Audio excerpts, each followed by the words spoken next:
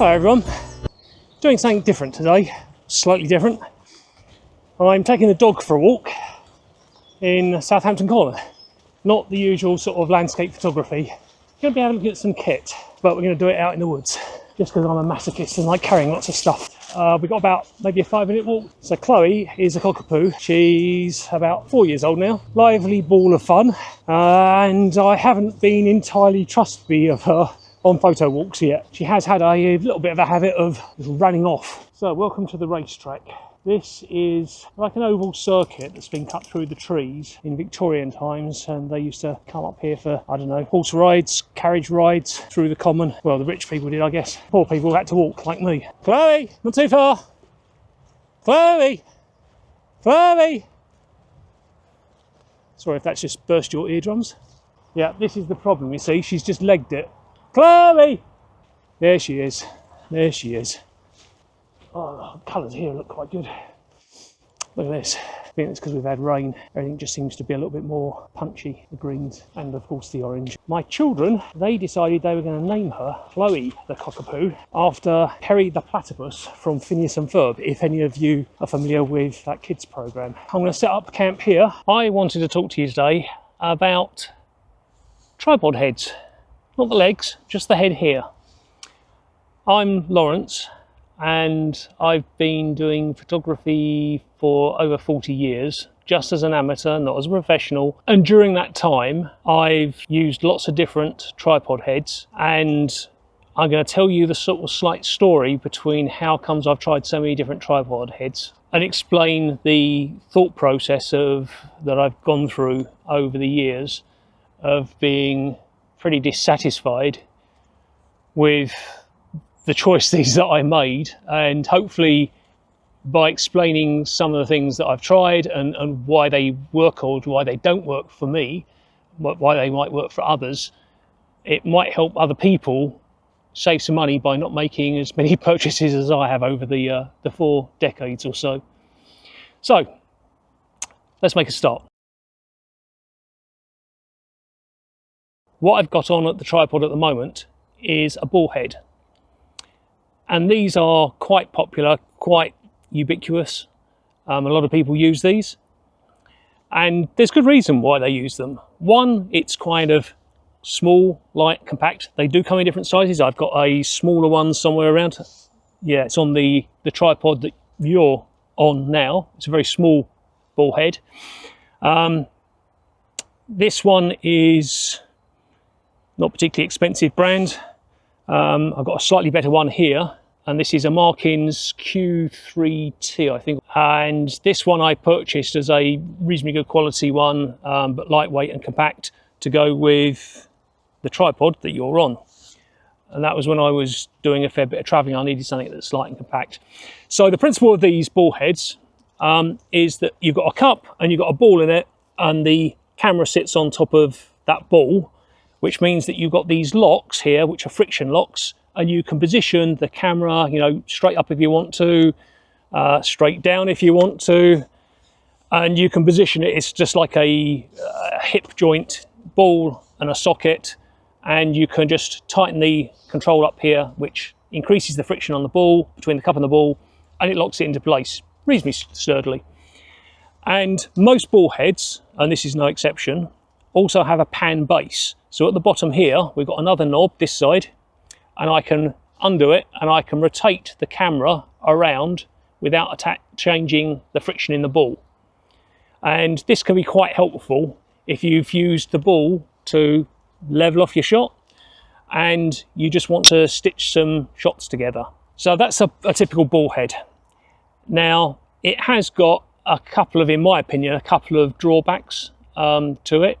One, when you are changing the position, it's going to flop. If I let go, it's just going to flop wherever it wants. And you can get a situation where you might be at a slight angle like this with a little bit of friction on, just enough to initially hold it, and the friction, there you go, it's doing it now. It accelerates down, which if you've got a heavy lens, this isn't a heavy lens, if you've got a heavy lens on there, that drops down pretty with quite a big thud, and it's not obviously great for your expensive camera equipment. that I did in a quite controlled way. So that's if you haven't quite nipped it up enough in terms of the friction. That's one issue. The second issue is that because it's a cup and it's a ball in the cup, if you have any debris falling in, like dust in the air or sand or anything, it can sit in the joint between the cup and the ball, and over time that's not going to be great for the longevity of your expensive-ish ball head, although these are relatively cheap. It's quite hard to get fine control, and you might lock it off, think you've got it, and then, oh no, it's not quite right, and you've got this guessing of getting your composition correct. You can't easily make fine-tune adjustments in one axis or the other axis. You're adjusting all three axes all at the same time. So there are some negatives. Let's look at an alternative. First alternative was a three-way head. But the concept here is that you're adjusting your camera in three axes. So you've got a pan axis you can rotate through, and these just lock in like this, so I can't move in that plane now. Just twist it, softens it, and that's nicely actually damped. It's quite a good three-way head, this one. And then you've got that axis that I can tilt through, so if you wanted to adjust for that direction, and then you've got the typical up and down adjustment as well. The nice thing about this is that you have got independent control of all of the axes, so you can fine-tune your composition in one axis at a time, you know, get that dialed in, then tweak with this one, and it's relatively controllable. But the negatives for me is this is quite big and bulky with all these levers sticking out, and when you're hiking with your camera kit, or you're traveling with your camera kit, you don't want that bulk. It's not overly heavy, but it's certainly a lot bulkier than, say, this one here, just for comparison there. I used this for a bit and decided it wasn't really for me. I didn't want to get rid of it and sell it on, because I thought, oh, I might come back to it. It might have a use later on, and it has, because I'm using it today. And sometimes you just need a tripod head at home to put something on when you're filming something else. So it's handy to have kicking around, but it's quite dusty. This one's interesting because this is going to be a common issue that I'm going to explain. The quick release plates. This one has got this quick release plate, so I can quickly take off the camera for handheld shooting, or I can reposition it. The problem is that a lot of these tripod heads I'm going to show you have got different styles of quick release plate. So you need a specific type of plate to fit into this particular head. There you go. And you can hear it locking into place. So that's a bit of a nuisance, where you have different heads and they've all got different plates, so you have to sit there and unscrew them like I did earlier for this, and then take it out of the head, put it onto your camera just to use a tripod. Defeats the object of having a quick release plate, really. So let's put that one back. This is a common thread that I'm going to explain on some of the other ones as well, and what an alternative is to it. Obviously, if you only have one tripod head, it doesn't really matter, because you're going to have using the same one. But when you have multiple cameras or multiple heads and they've got different styles of quick release, it's a right pain. So think about that. Moving on to our third tripod head. This is what's known as a fluid head. It's a two-way head. So I've got control in this plane and this plane, but I haven't got control in that plane. And there's a very good reason for that. Fluid heads are intended for use for video cameras or video shooting. The reason why it's called a fluid head is that here you can see it's got some damping to it. And that means that I can very gently pan up and down with no or reduced jerkiness, and it's very smooth. You can feel it. It's like running your finger through thick oil or treacle, and that's kind of good. You know, you can see I can position this pretty much anywhere. I haven't locked it off. I've got a lock at the side, but it holds the weight of this camera. I can lock it up totally with a knob on this side, and that just tightens things up, and that's not going to go anywhere now. And it's the same on the pan. This has got quite a smooth pan, so I could just very, very gently pan something if I wanted to. There are quite a few times I'm out in the New Forest and I wish I had this head with me, because when I've had a 200 to 600 lens on there and I'm at 600 and I want to do a pan, it's really hard unless you've got something like this. And even with this, it's not easy to get a smooth pan. This again is one of those options where it has a unique quick release plate. So this one is not compatible with this one. They're totally unique, so I'd have to take the plate off and switch over the plate on this one. If I'm switching between the two or I'm going out, I can't just grab my camera. I need to think about which head I've got, what plate I've got on it. Again, it's a pain. Maybe some other people aren't too worried about this, but it's the sort of thing that winds me up. Let's go on to the next one. Now got switched over to what's called a geared head. The idea of this one is that you've got 3 controls for the 3 axes that you want to rotate in. So that's horizontal, vertical and lateral. And this allows you to do very fine tuning of your composition.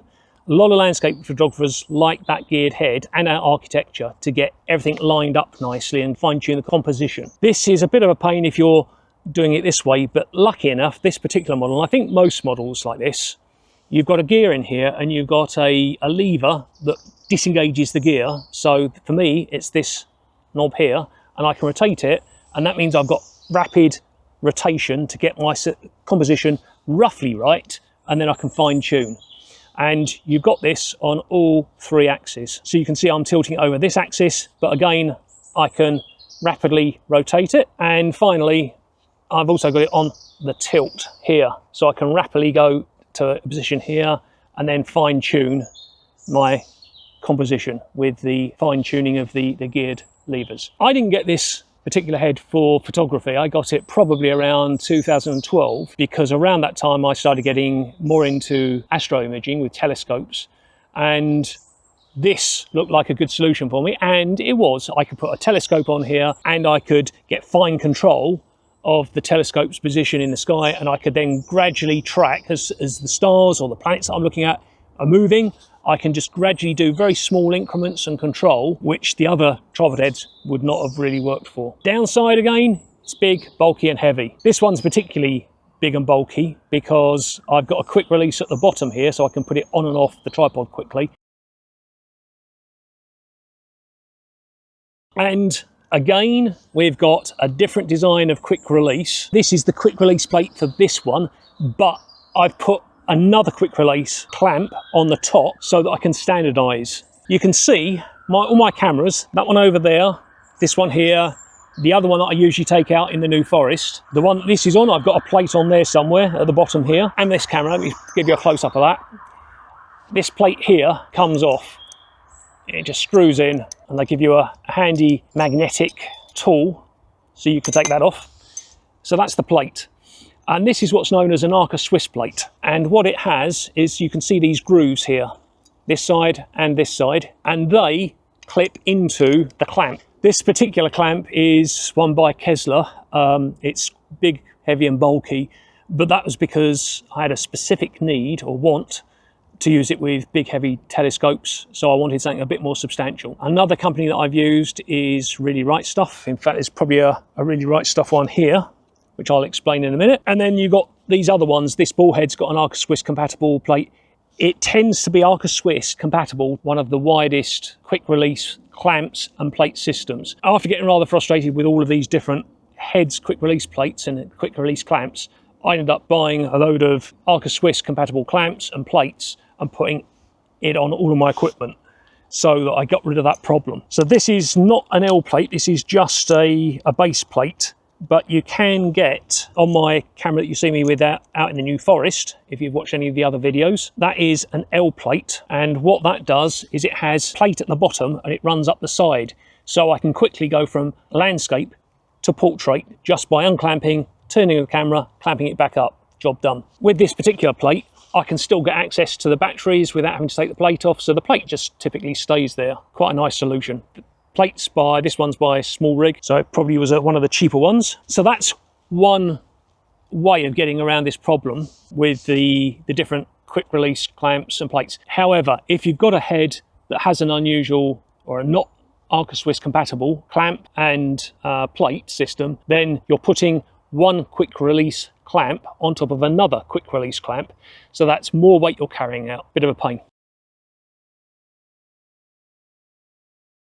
We now go on to another option, and this is a gimbal. Normally you would have the camera mounted like this in this plane, but I'm going to have to mount it in the vertical plane. If I push these buttons in here, you can see that's got a lot more friction to it, and that's the fluid side of this, and you've got the option to have something a little bit in between, or I can push that one in and the bottom one there, and that one's got a little bit of damping, but it does move a little bit. So you've got 1, 2, 3, 4 levels of damping here. One of the nice things about this is it's really designed if you've got a long heavy lens. So I've got a 200 to 600 millimeter lens, and that would be great on here. And the reason why it's good is because this axis has also got a similar sort of adjustment here where I can loosen this right off.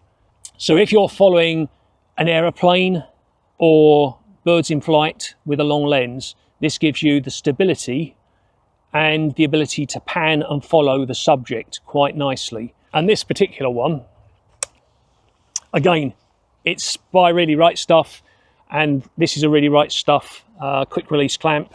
And therefore my plate on the bottom of my camera, which is Arca Swiss compatible, this is an Arca Swiss compatible system, locks straight in here. The nice thing about this particular gimbal, most gimbals aren't fluid, this one is, so that's really nice. If you're doing a panning video pan or you're following a particular subject, it's nice having that damping.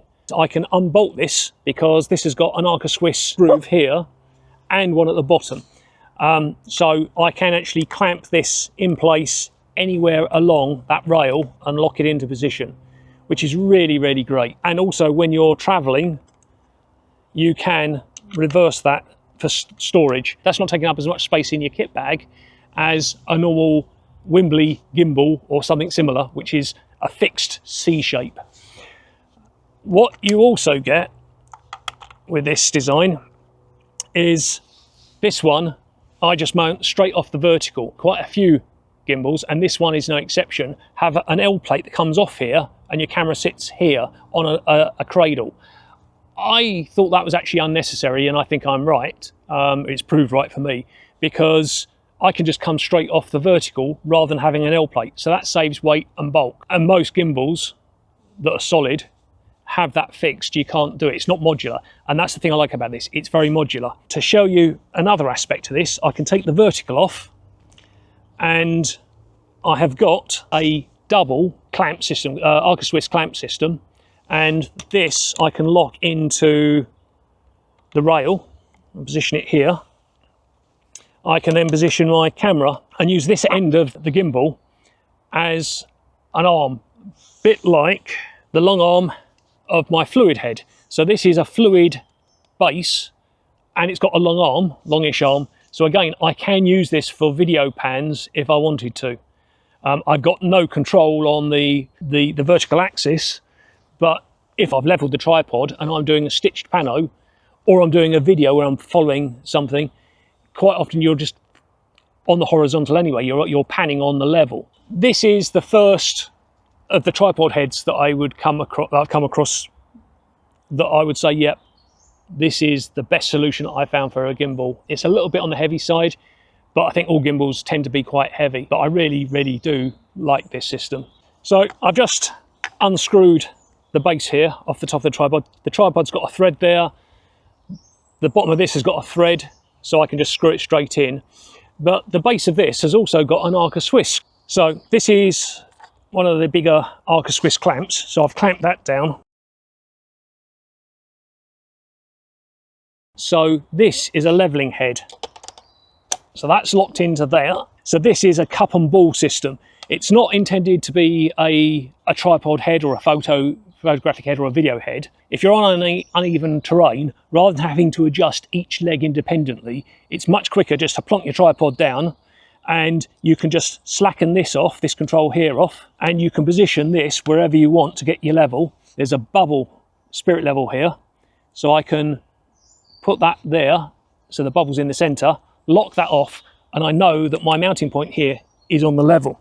This has got an Arca Swiss clamp to it here, and this is an Arca Swiss compatible here, so I can click that in like that and lock that off. So again, this is quite flexible because I've got that ability to screw this down onto a head or just use a quick release. This is the one that I wanted to come out here and talk to you about. This is the best head for general use that I've discovered in all my time on this planet so far. This is the Arca Swiss P0 inverted ball head, and it's got a number of advantages over an ordinary ball head, which I'm gonna grab hold of. Yeah, so basically this is a ball head and this is a ball head. The difference is this one is an inverted ball head.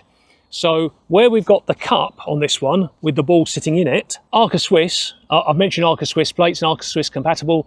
They're the ones that came up with the Arca Swiss clamp and plate system. But they also do various tripod heads as well. They do geared heads, they do these ball heads and others. What they have done is they've taken the traditional ball head and they've turned it upside down. In fact, they've done more than just turn it upside down, but that's the start. So straight away, you've got the cup and the ball underneath. So it's very hard for debris to fall up into the cup. So that's one advantage, I think. The second one is the ball on this particular head isn't spherical. All other ball heads I know of are round spherical balls in a spherical cup. You saw me earlier when I was loosening it off the friction and the camera would just flop. This one has got an irregular shaped ball. You can loosen it right off so it does flop down. If I put just a little bit of friction there, it will actually lock it. And if it starts moving down, because it's an irregular shaped ball, it actually increases the friction the further it goes from vertical. And that means it locks into place as it starts slipping, rather than just letting it get faster and faster and go slam your equipment into your tripod legs. It's a small thing, you're not aware of it most of the time, but it's a little bit of a safety net if you haven't tightened it up quite enough. And I like that. And it also means that you can feel the friction increasing as I tilt it. So that's another positive. The other thing I really like about this particular tripod head, it's obviously small, compact, lightweight, which is great for when I'm hiking in the New Forest or anywhere else. But the other thing I like is, we look at this ball head, I've got the friction control here. That's the pan base, so I can rotate on the pan base, but this is the main friction control and the main adjustment. Sometimes you put your tripod down and that happens to be facing away from you under the front, and it's difficult to get to, and then because you're twisting the reverse way because it's not facing you, you end up tightening instead of loosening it, or loosening it instead of tightening it. Yes, you can think about it before you put your tripod down, but you don't always do that. You don't have that problem with this design, because this design's got a ring. So it doesn't matter the orientation of this, where I put it.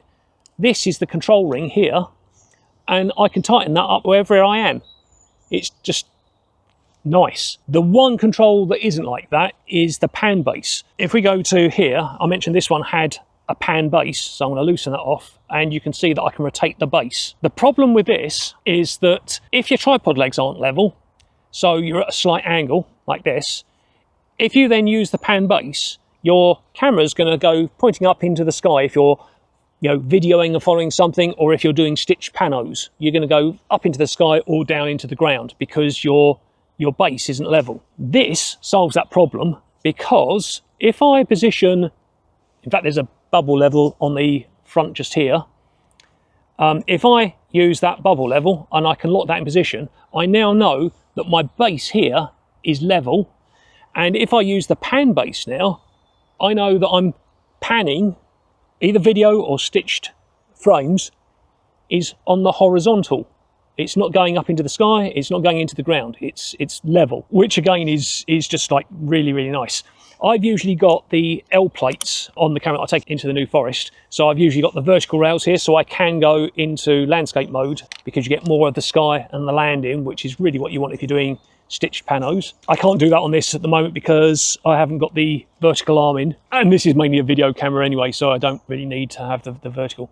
So we've got several things. We've got the fact that we've got the inverted ball in summary, so you haven't got debris falling up into it. You've got the non-spherical ball, so you remove that play in the system when it goes off axis if you haven't tightened it up enough.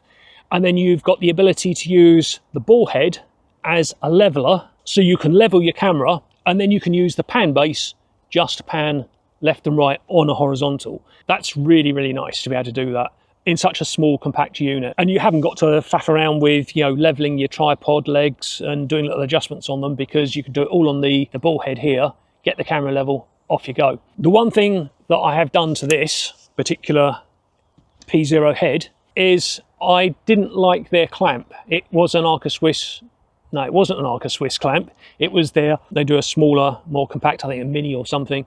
And the rails and the plates are narrower.